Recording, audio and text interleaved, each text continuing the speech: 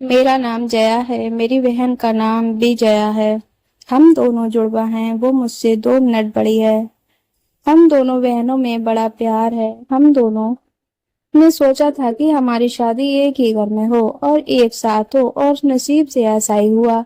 हम दोनों की शादी एक ही परिवार में हो गई। रवि मेरे पति थे और राहुल मेरी बहन विजया की। रवि और राहुल दोनों चचेरे भाई हैं, पर परिवार एक ही है। पास के घर में ही विजया रहती है और हमारे मिलने में अब कोई प्रॉब्लम भी नहीं होती थी। राहुल और रवि हमारे पतियों में भी अच्छी बॉन्डिंग थी। घर सिर्फ दीवारों से अलग है, ऐसे हम कहीं भी खाना खाते थे और कहीं भी रहते थे। हम दोनों बहनों को भी ये अच्छा लगा कि चलो कोई बंदिश नहीं है। शादी के साथ होने के साथ अब हम दोनों एक साथ ही प्रेग्नेंट भी हो गई। लेकिन सच बताऊं तो ये हमने नहीं सोचा था। हम दोनों को डिलीवरी डेट भी एक ही दी है। ससुराल और मेरे घर में सभी खुश थे। हम दोनों बहनों एक साथ ही अपने घर गईं। और एक और संयोग हुआ कि हम एक साथ ही अस्पताल भी गए डिलीवरी के लिए। मेरी डिलीवरी में कुछ प्रॉब्लम होने की वजह से ऑपरेशन जरूरी हो गया। कुछ समय के लिए तो होश में रही, लेकिन बाद में मुझे याद नहीं, आँख खोली तो पता चला कि मुझे लड़का हुआ है। फिर मैंने पूछा, विजया का तो पता चला उसे लड़की हुई है। उन दोनों का समय भी एक ही था। हम दोनों बहनें खुश थी और कुछ समय बाद ही अपने ससुराल वापस आ गईं। अब हम माँ बन गए थे तो ज्यादातर एक दूसरे के साथ अपने बच्चों को संभालते थे। बच्चे जल्दी ही बड़े हो जाते हैं। छोटे बच्चे किस पर गए हैं ये पहले समझ नहीं आता है, थोड़े बड़े होने पर ही पता चलता है। लेकिन जैसे जैसे मेरा बेटा बड़ा हो रहा था, वो ना मुझ पर, ना अपने पिता पर रवि जैसा था, बल्कि वो तो मेरी बहन के पति राहुल जैसे लगने लगा था। पहले मुझे लगा कि ये मुझे ही लग रहा है, लेकिन ऐसा बाहर वाले भी कहने लगे। वो मेरे साथ जाता, तब जो मिलता यही कहता ये राहुल का है।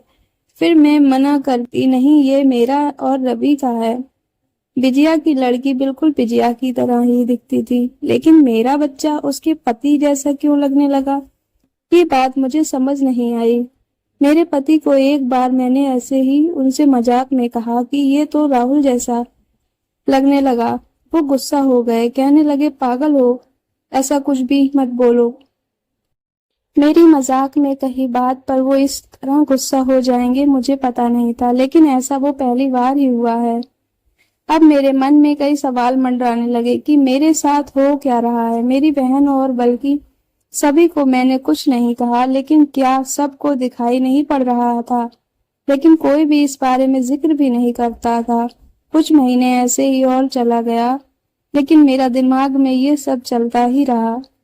फिर मैंने सोचा कि मैं अपनी बहन से बात करूं। मैंने उससे डायरेक्ट नहीं पूछा, क्योंकि हो सकता है वो गलत तरीके से ले ले, और मैं नहीं चाहती थी कि मेरी वजह से उसके और राहुल में कुछ तनाव पैदा हो।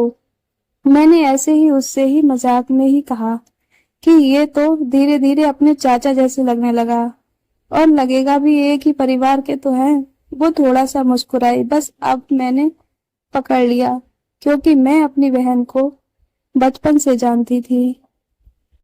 कुछ छिपाने वाली मुस्कान थी। वो जल्दी से कुछ बहाना करके वहां से चली गई। इस घर में ऐसी कोई बात है जो मुझसे छिपाई जा रही है। मैं अब शक भी करने लगी, सब पर, अपने पति पर, बहन पर, उसके पति पर, राहुल पर। मैं कुछ बहाना करके बिना बताए अपने घर मायके गई।